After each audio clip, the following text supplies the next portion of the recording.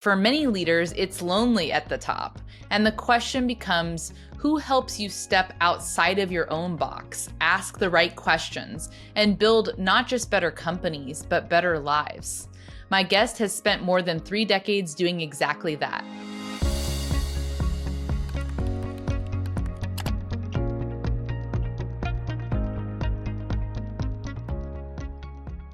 Today, we're exploring what it takes to lead with conscientiousness and clarity in times when leadership can feel more isolating than ever. My guest today shared that research shows that companies with highly engaged people grow operating income nearly 20% faster every year. He's the founder of Rewire, an executive coaching company, a trusted advisor and coach to CEOs, and the author of Being Essential: 7 Questions for Living and Leading with Radical Self-Awareness. His work blends leadership, innovation, and communication. And at its heart is the belief that conscious leadership isn't just good for business, it's essential for life. I'm so excited to be joined today by Dain Dunston. Dain, thank you for joining. Hey, Tracy, how are you? Great. What is it that you build, and tell us a bit of how you got there? What I build is individuals with a really profound sense of self. And by that, I don't mean ego, but a profound sense of knowing who they're being in any moment and being able to check that against who do they want to be in that moment? Who do they need to be? Who do you need me to be at this point?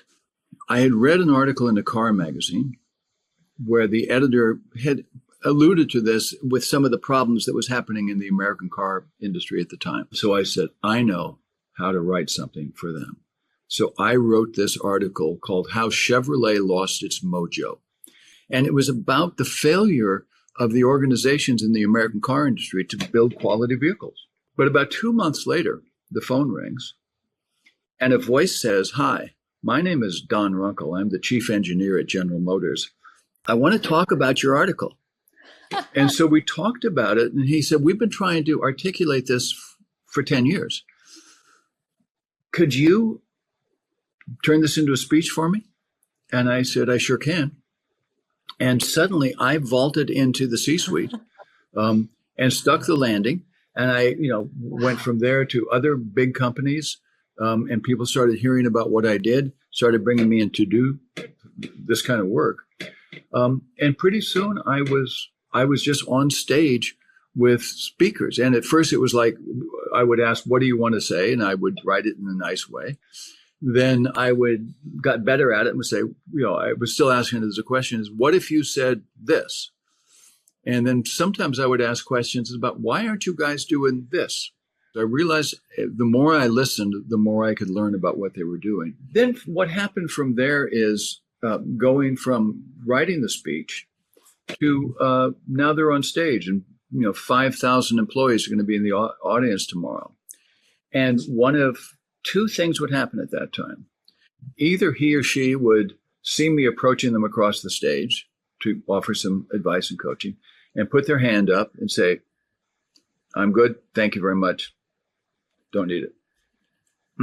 Okay. And then others would meet me. They'd be coming to me across the stage and saying, "How am I doing? What could I do better? What would it look like if I did this? How does it sound? How's my energy? You got to help me with this. I'm going to have 5,000 people sitting out there tomorrow." What I learned after I noticed that was 3 or 4 years later, the first guy with his hand up was gone. And the company was not doing well. But the guy who asked for help was vulnerable and listened.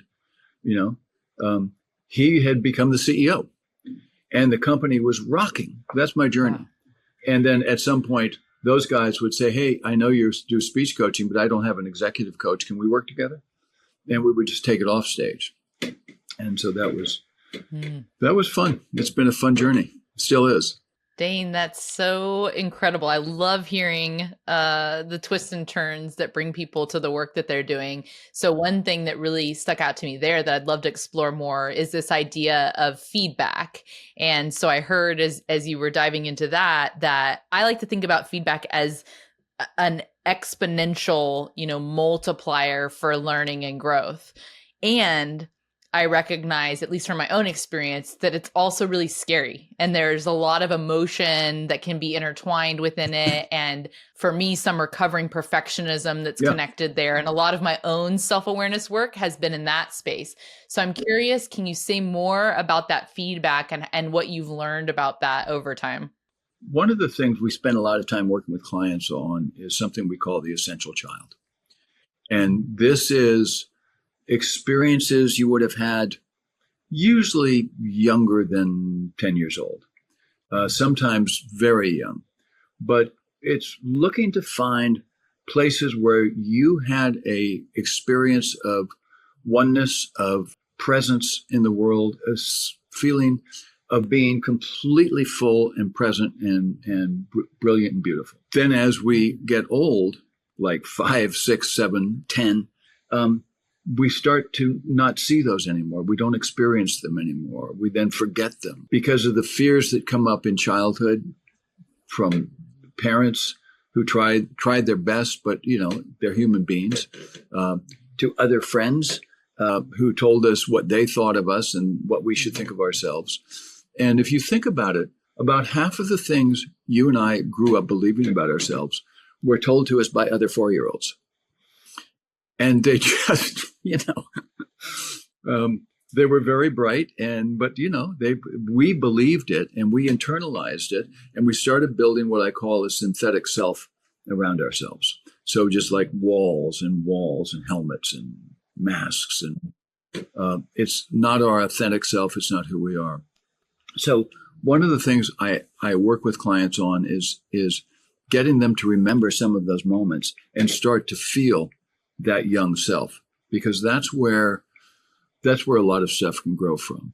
I wonder, when you think about the people that come to you or other people that you've interacted with in organizations, what are some of the things that stand in their way if they did have that hand out? Maybe somebody that initially had their hand out that slowly lowered it, or if someone's listening and they haven't yet taken the steps to pursue more self-awareness and they don't really see why. Maybe can you speak to a listener like that? What are some of the things that you've seen change or evolve for people that had their hand out initially? One of the great things that can happen to us in life is to fail, to hit bottom, because that's when we finally go, okay, enough. I'm going to listen. Who can I talk to? Because prior to that, we're hiding it.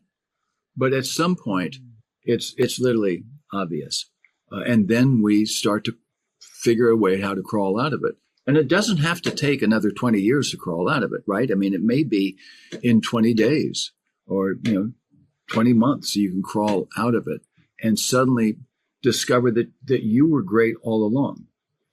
But you harbored this idea that you had to hide some secret, some weakness, some deficiency in you. What is it you think about having a coach specifically, like somebody to work with one-on-one that Sure. you let into kind of that inner world that goes beyond, some people are trying to use ChatGPT for this purpose, right? and I love AI and there's a lot of incredible things, but what is it about a person on the other side that is different from reading another book or going to another, course, although those things are also great? I'm working right now on a really interesting AI app for increasing self-awareness and increasing a group's self-awareness. It's amazing. But I think that what's lacking is the actual touch with somebody who really sees you and has the experience and knowledge to know you. So at this point, I have a lot of clients who have been with me more than 5 years. We worked with a group of young executives who were in family businesses in a particular business industry. And we were supposed to help the second generation step up and take over as the CEOs. And something unexpected happened that we hadn't thought about what we would do is as each of them took over control of their parents' or grandparents' company, there was no intention of saying, hey, thank you, Dain, we're done. I'm in the job, I got it. They just are staying on. So now we have this group that was supposed to be next generation leaders, and 2/3 of them are now the leaders, wow. And we keep working together. So it is the relationship, and it's basically having somebody not who will hold you accountable, but with whom, in whose presence you hold yourself accountable. Another idea that I heard in there is this recognition that you're never done learning and growing. And I wonder how that you've seen that to be true both in your own journey and in those that you work with. I like to call it learning agility. And I think it's really important at this moment in time as technology continues to exponentially change. And, this has been true for a long time, but I do feel this sense that the speed with which things are changing and some uncertainty, lots of uncertainty and ambiguity, that people, really need this skill and mindset. So how do you like to think about learning and growth? We just put out a course that we've been developing a little bit. And it starts from an idea that some research has been done on that when we're little children, we're essentially 98% geniuses. I mean, a 3-year-old, 4-year-old, 5-year-old's mind is explosive with options and opportunity and new ways of thinking about things. And they're remarkable. I mean, if you actually listen to a 5-year-old, the things they come up with are like, how did you think of that? And then as we grow, the research that I saw was at 10 years old, they were down to 32%, still had that bubbling. And by the time they were finishing high school, it was down to 10%, and as adults, 2%. So working with Leo Keurig, who's a neuroscientist, a friend of mine in Helsinki, we started talking about this. And after a lot of work the last few months, sort of came up with 3, if you will, stages. They're not, they can be seen as sequential stages. But the first is beginner's mind, which is a Zen concept of, in beginner's mind, all things are possible. In the expert's mind, few things are. So let's all have beginner's mind. Well, how do you get there? And that takes a while to develop. And you do that. Then the second we looked at was, and so that's that childhood genius, going back and finding that beginner's mind. The second one we call flowing together, which is relational intelligence, the ability to work with others, sense where each of you are, and build this as a group intelligence. So think of a improv jazz group who go up there and maybe they literally look at the drummer and he goes, okay, taka, taka, taka, taka, taka, starts rocking out a beat, and then the bass comes in, and then the other instruments add on, listening to each other and building something incredibly beautiful, but it's completely in the moment. And unless somebody records it, we'll never hear it again. And then the third segment of that is we call the master's garden, where we go and cultivate what we've created and start making that, keeping it blooming. Sometimes replanting it, sometimes redesigning it, sometimes pulling it out and put something new in. And you can look at that as 3 stages of life, which is an interesting way to look at it. But really, it's like every minute of every day, we should be checking, am I in my beginner's mind? Are we flowing together in the work that we're doing in the team? And are we cultivating the master's garden that we built with all this other intelligence? One of the things that stood out to me there, I mean, many things actually. I think there could be a whole episode about beginner's mind. I've found that to be a very powerful concept. I came to it from a different avenue. I think it was from Austin Kleon in some of his work. And this idea that the amateur pursues her work with the spirit of love. I resonate with that. And what has been interesting in particular in this stage of learning experience design work is oftentimes I'm, leading as kind of a learning architect with a team of subject matter experts who have that depth and expertise. And I have found it be really important that sometimes it's not my area of expertise. Sometimes we're in areas that I've dabbled more in, but when it's not, I can see with different eyes because I have the beginner's mindset to say, what about this connection over here? And sometimes it's like they're very surprised that there would be these insights from a non-expert. And I now see that as part of my asset that I bring to that work. How do you view our human desire to avoid discomfort as in opposite intention with success? I don't know of anybody who ever built a business or built a career that was really successful who didn't have to go through a lot of fear and doubt and shame and concern and worry and all of that. It's all there. And so here's how I coach people to get through that, because it's just holding you back. What I ask people to do is start off with a question that is very simple. Where are you? Or where am I? And the second question that sort of pairs with that is, why am I here? And then the other thing is, how does it feel now? And if it doesn't feel right, then where are you? And you go back and start working through.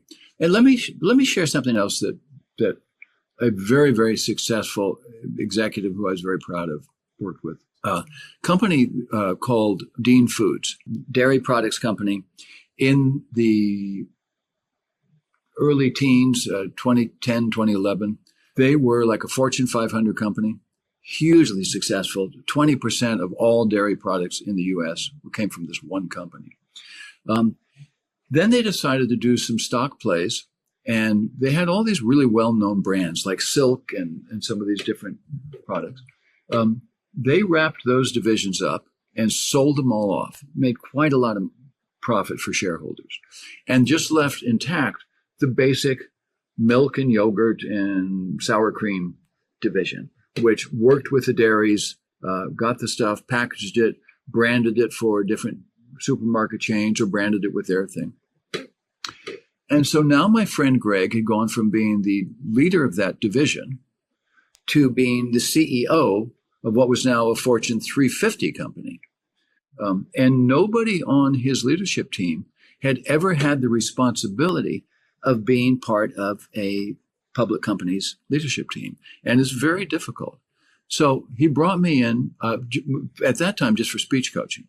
We were in the middle of about a 2-hour conversation, and he was talking about how difficult it was. And he says, here's the hardest part.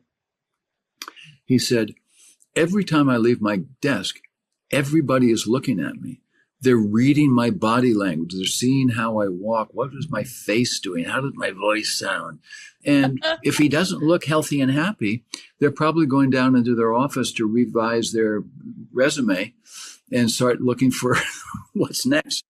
Because there was a lot of fear about this huge change in the company. And I said, okay, well, here's what I want you to do. Every time you get up from your desk, I want you to ask 2 questions, and they're related.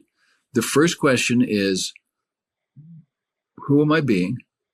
Second question is, what do I want? The language is very specific. It's who am I being in this moment? Not who did I promise in Sunday school I would be, or tell my mommy I would be, or whatever. Who am I being right now? Oh, yeah, I am a little tense, and my throat's a little raspy. And what do I want? Well, what I want to do is go down to the marketing department and rip them a new one for this campaign, which is not working. We're spending millions of dollars on it. But here's the thing. Asking, who am I being, changes who you're being, just by the nature of the question. And changing who you're being changes what you want. So who was I being? I was being scared and blaming others and wanting to make somebody pay for this. What do I want? I want to not feel that. I want to just let all of that go. I want to have fun. So what I want to do is go down to the marketing department and see what they need. How can I help them? What's going wrong? Do we need to invest more? What's happening? And that does on like 3 amazing levels. First of all, the person in that leadership position changes who he is being in himself or herself, and can open up and can have that beginner's mind again and hear other people and see them. And he can communicate to them, or she can communicate to them, that they are being seen, that he knows there's there, that he appreciates the work that they do, even when it doesn't pay off. It was a good idea to try, and now we know what doesn't work, which is very valuable too. And then the final thing is all of those people can then start taking it to their people and to their customers and saying, hey, wait a minute. We know that this is good for the stock market. Is it good for our customers? Right? Is it good for our people? Is it good for our families? Was it good for our neighborhoods? And let's really look at a different way of looking at the world and a different way of wanting. That's so powerful. I think, one question that comes to mind is people at different stages of this process. I'm thinking about our potential listeners who maybe they aren't or they don't see themselves as executives, or maybe they're solo entrepreneurs, or I know a lot of people that are in the space of they started a side hustle that's now become the full-time thing, but it's them and a team of contractors, or something in that space. What would you say to people who are executives at that level or running businesses? Is there something about different stages, or is it the same, no matter whether you're leading a Fortune 150 company or you're leading a household? It's so fundamental. Mm. It is fundamental of who do you want to be as a human being in these years that you've got. And it doesn't matter if you're looking at the world from the window of a Gulfstream jet or from the window of the back row in coach. The view is still the same. What matters is who that person looking out the window is. So you could be the head of Boeing or American Airlines and be no better than the guy who drives in your neighborhood with a trailer and a mower behind it and does people's lawns. What earthly difference does it make? The only earthly difference is, how do you think about yourself and about where you are and about what you do? So, Dain, when it comes to what we've been talking about today, what would you say if only people knew that you want to really leave our listeners with? 3 questions that really, really, I think are powerful. And they come from Jerry Colonna, who's a coach, and has a wonderful book called Reboot. The 3 questions are, what are you not saying that needs to be said? The second question is, what are you saying that nobody's hearing? And the third question is, what are people saying to you that you are not hearing? And I love those. They're so good, I feel like I got to put the plug in for him in his book, because it's true. We spend our lives not saying what's really on our mind.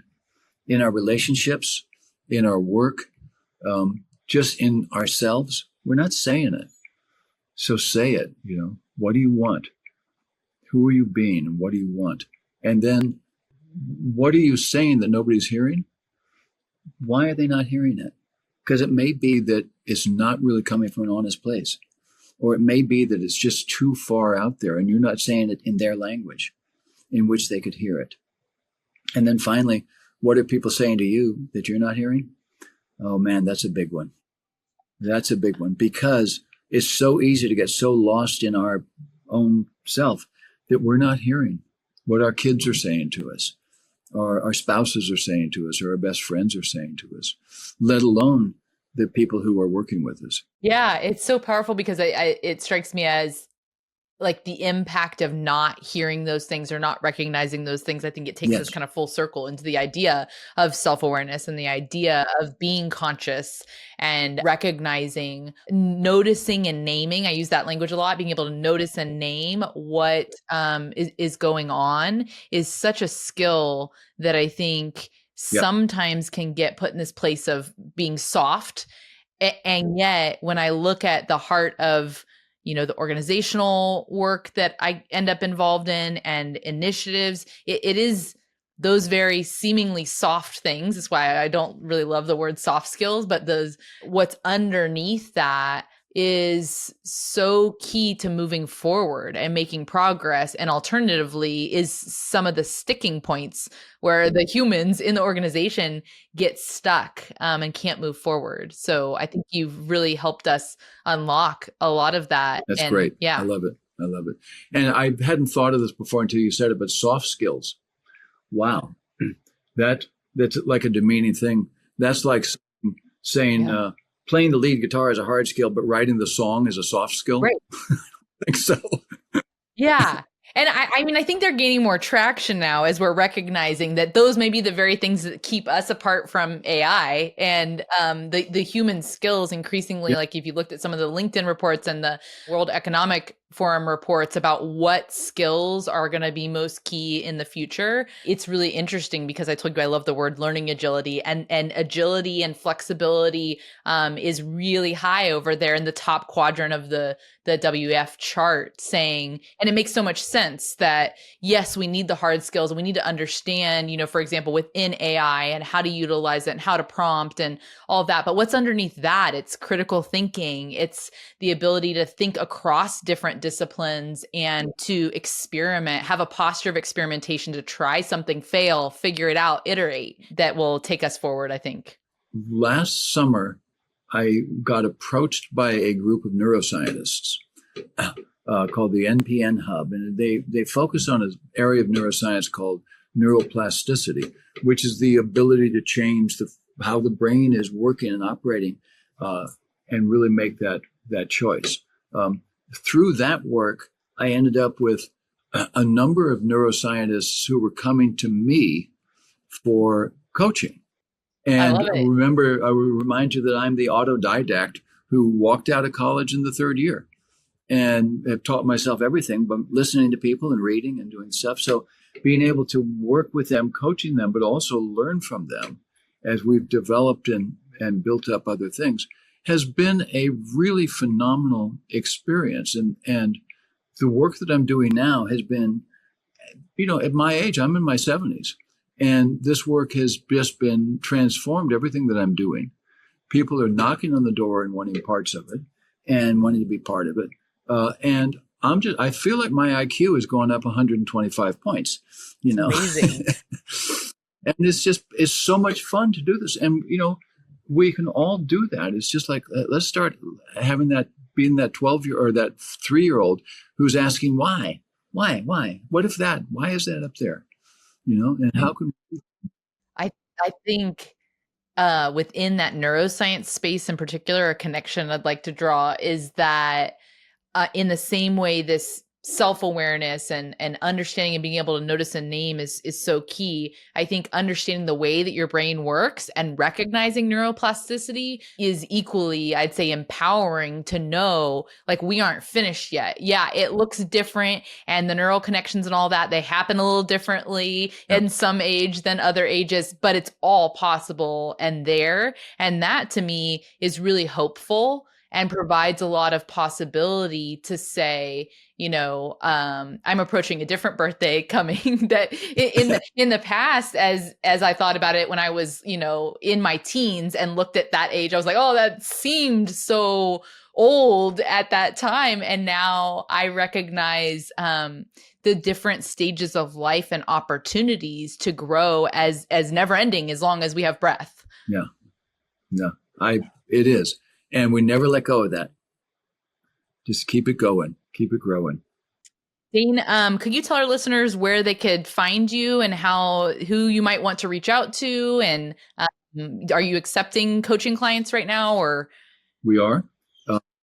We have a cadre of about a dozen really, really good coaches with affiliations to universities like Harvard or the New School, with just all sorts of stuff. So we've got plenty of things. So reach out to one of two websites, reservoir.llc, and just think what's in your reservoir that you need to replenish, or daindunston.com. We can find my books. And please reach out. We'd love to hear from any of you, and would love to work with you. Love it. Dain, thank you so much for your time. And to our listeners, if you would like this podcast to be in your inbox, you can sign up for our newsletter. And then we'll also be creating a blueprint for thought based on this episode, some of the things that inspired us that we want to continue thinking about, maybe to increase the self-awareness. Yeah. So thank you so much, Dain, for your time. Thank you, Tracy. This was fun.